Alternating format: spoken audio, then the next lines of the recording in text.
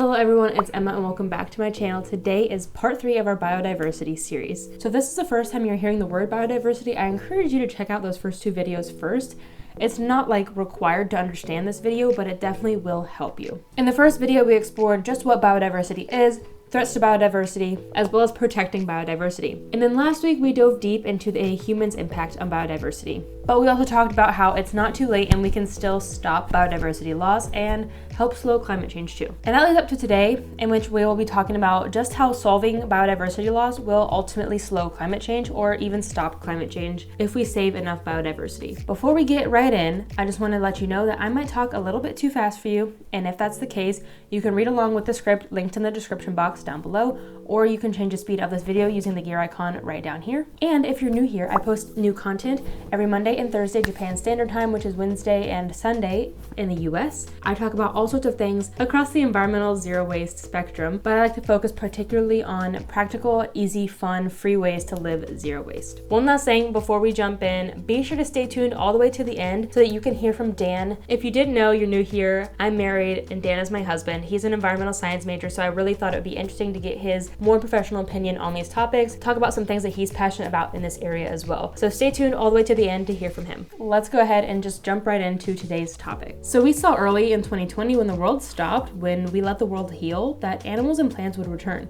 But that didn't last very long, and we jumped right back into action with crazy amounts of takeout and flying and so forth. So that was the really big thing that inspired me to talk about biodiversity, that plus David Attenborough's documentary, A Life on Our Planet, was that I noticed right when COVID happened and we all went into lockdown immediately, nobody was allowed to travel or even drive. Like literally we were all trapped in our houses. We all saw the air clear up. More plants were growing, more animals were returning, all these bizarre things that we don't see anymore because of civilization. So I really wanted to explore, if we let the earth rest and we save biodiversity, will this ultimately stop climate change? So that's what we're gonna be unpacking today. Like I said, if you need any clarification on any terms that I'm going to be using in this video, definitely check out the first video in this series after this, just because I do break out a lot of terms in definition in that video, and I'm not going to do that again. That, plus I also have a very in-depth video about climate change versus global warming, climate versus weather, and all the in-betweens of those two topics.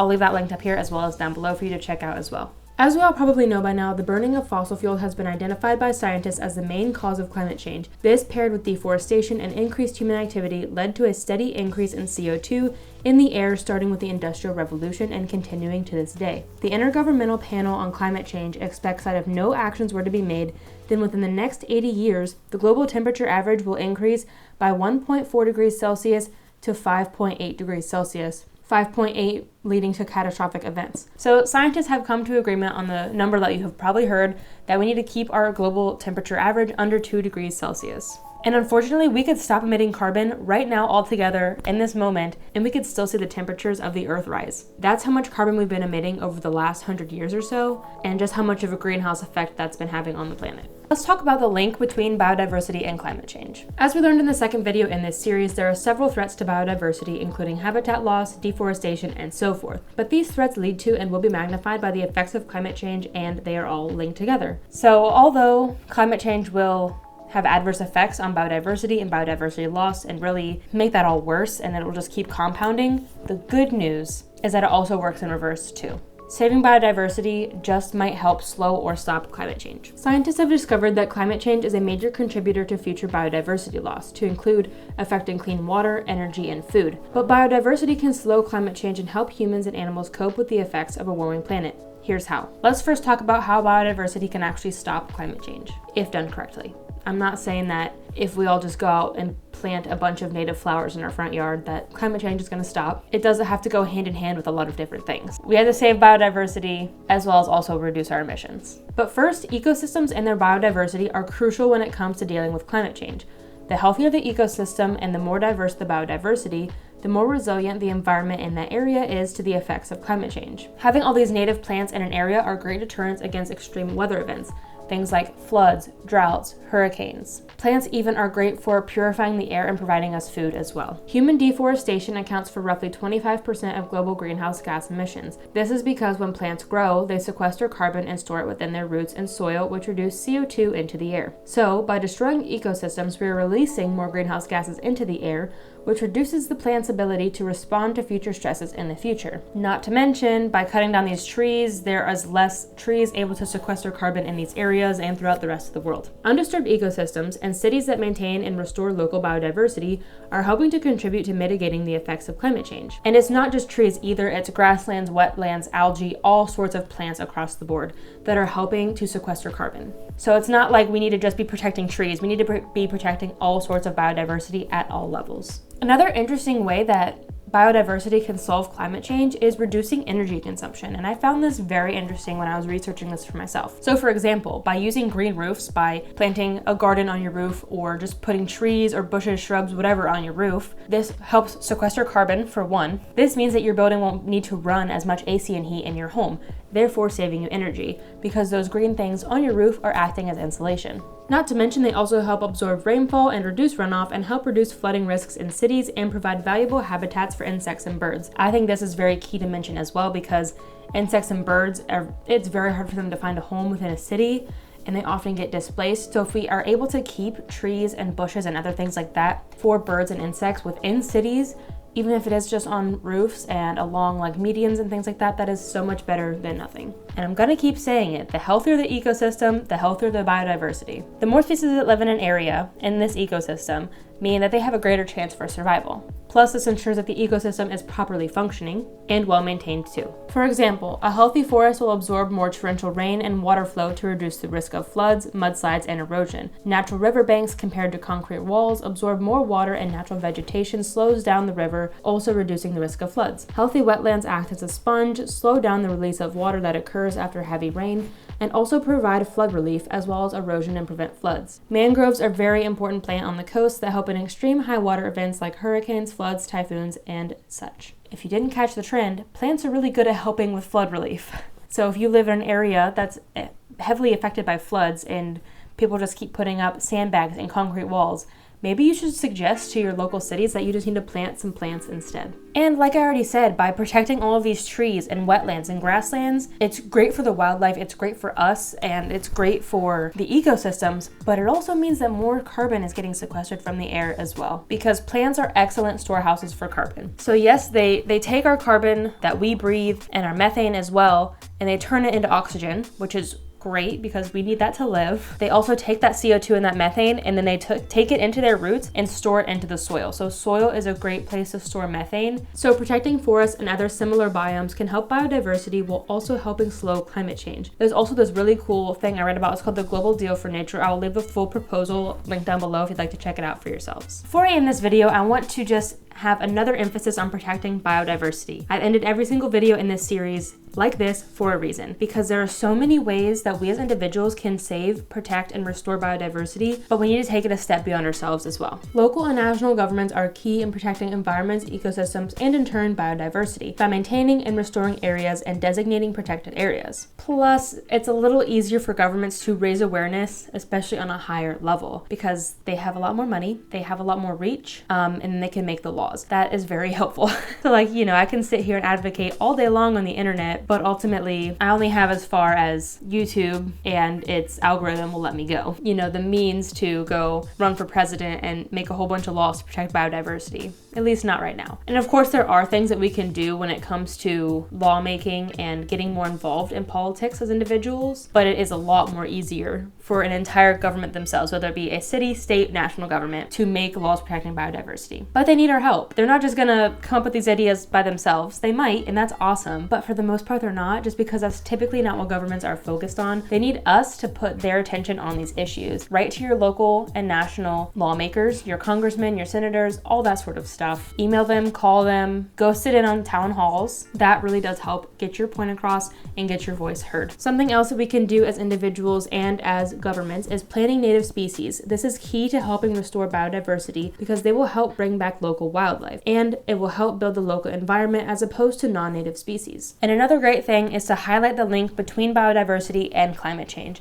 because I feel like, climate change is a big topic right now in politics, and they're all just worried about solar panels and wind turbines, which is great. I think it is absolutely amazing that politicians want to move away from fossil fuels. But we can't stop there. We also need to focus on sequestering carbon and restoring wildlife. So I think if we also help our politicians and help each other learn that biodiversity and climate change really go hand in hand, it will really help these two things, these two causes that are equally important. I guess what I'm trying to say is instead of trying to make laws and spend money on climate change and make laws and spend money on biodiversity, we can just combine the two efforts into one. Climate change is so important, and I'm really glad it's being brought up more in politics, but we need to keep our sights focused on all environmental issues like biodiversity, like getting clean water, like restoring wildlife, protecting wildlife, all of those things, because they really do go hand in hand. Encourage your local governments to get involved with saving your local biodiversity. If you see biodiversity laws, start by planting native species. Encourage others to reduce their carbon emissions to help reduce climate change. It might seem small, I know, but our small changes do have a big impact in the long run, especially when multiplied. That's something I really need to start stressing too. It's great if I were to quit flying altogether, or if I switched to an electric vehicle, or I rode my bike all the time. Those are great things when it comes to reducing carbon emissions, but if I just keep those ideas to myself, I don't encourage anyone else to do it, it's not necessarily pointless, but it could have so much more effect, and I think that's what the real point is. So encourage others to reduce their carbon emissions as well. And companies, encourage companies too. Vote with your dollar, boycott companies who are very carbon intensive and unethical, and then write to them. Let them know that you're not going to be supporting them if they're going to keep being wasteful. If you want to learn about more ways that you as an individual and we collectively can start to solve this issue of biodiversity loss, be sure to check out the first two videos in this series. I do cover a lot more points in those two videos. I try not to repeat myself across the three because I didn't want people to get bored. That is all that I have for my information. Now we have a guest speaker. It's just Dan. And he's an environmental science major, so I'm really happy that he wants to start giving us his opinion, his more professional opinion on this topic, which is really exciting. So let's go ahead and hear from him on a few things that he wants to talk about. So are there any ways that people can get out and see biodiversity for themselves? Yeah, so in my classwork, I had to read a book, Sparing Nature, the conflict between the human population growth and biodiversity loss. And the author of that book, Jeffrey McKee, suggested that people go outside their homes and just look around at all the different types of biodiversity that exist. So I challenge you, the people watching this video, to go outside your house, look at all the different types of biodiversity that you can find outside your home, whether that be grass, trees, different types of birds, different types of trees, just all kinds of things. And now take that information with you and go to a more natural place, I guess like a park, a bigger park, national parks type places like that, and then count how many different kinds of species you see there. And that's a good indication of the effects that we as humans have on biodiversity loss, because more than likely you're probably only going to find 3, 4, maybe 5 different species around your house, between grass, a couple trees, and maybe a bird or two. But when you go out to the natural places, you're going to see hundreds of species in different kinds of plants and everything. And you don't have to write down like the scientific name. No, just like, oh, that's a bird. A bird. That's a different bird. And you shouldn't count like your dog. Well, in your home, yeah, your dog counts. You can count your dog? It counts. And then you can count like all the different dog breeds No, you see at the dog park. I would say dog.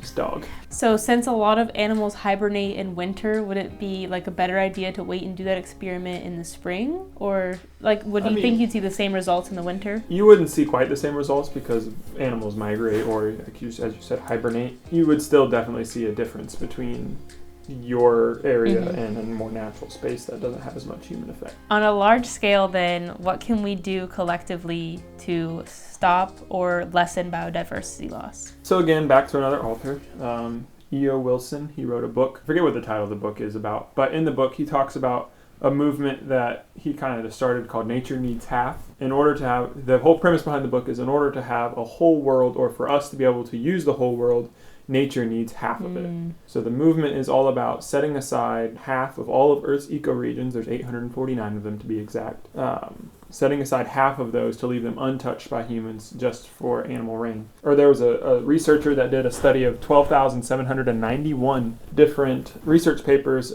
in relation to biodiversity loss, and they found that if you follow the model presented by E.O. Wilson in Nature Needs Half, that it could sustain the current human population as well as 85% of all animals that are on the planet right now, as long as we gave the plants, animals in the animal kingdom half of the area we have. And to achieve that, they suggested that humans need to kind of condense into more urban areas. And we need to look into things like, not necessarily population reduction, but instead of having 17 kids, have 2, then it just replaces the husband and the wife.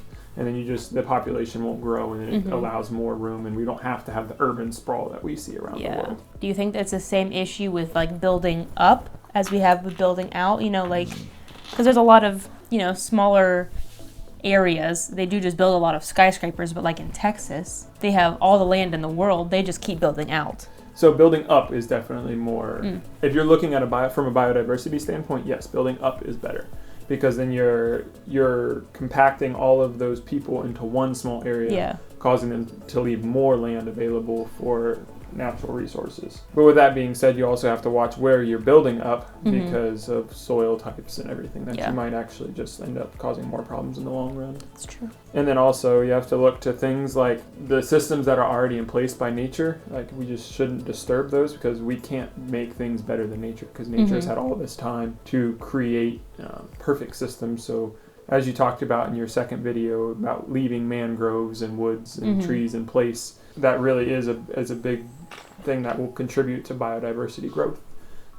Because it not only does, let's use a mangrove for example, not only is it protecting our population, so you might not have the wonderful, beautiful beachfront that you can go swimming on, but those mangroves are holding in the soils and actually act as a windbreak for hurricanes and everything.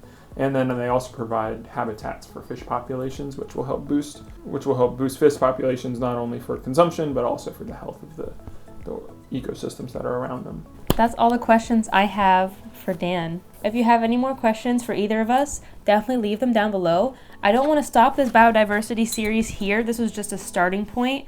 Definitely want to keep this going because it's very important. So if you have any more specific things you want to learn about in this biodiversity realm, definitely let us know. But that's all we have for today. Thank you so much for watching. I appreciate your time, especially if you watched all the way to the end. Denahi says thank you. He doesn't normally make an appearance.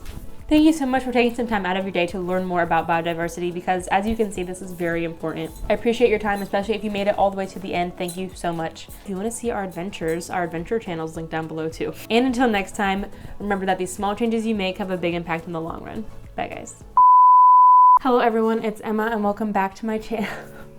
Hello everyone, it's Emma and welcome back to my channel. Today is part 3. That makes 6. Maybe ever. I don't know what it takes to be president. Maybe not that much. So they need our help they need us to bring attention. Okay, future me, put this in the beginning. I don't know what to do. What are you talking about? I'm a guest star on this show. I'm a guest star. You baby.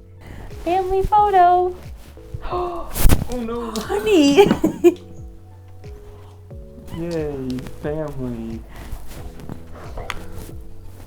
Leave her alone. All the biodiversity. Just, I don't know, work together more. What am I trying to say?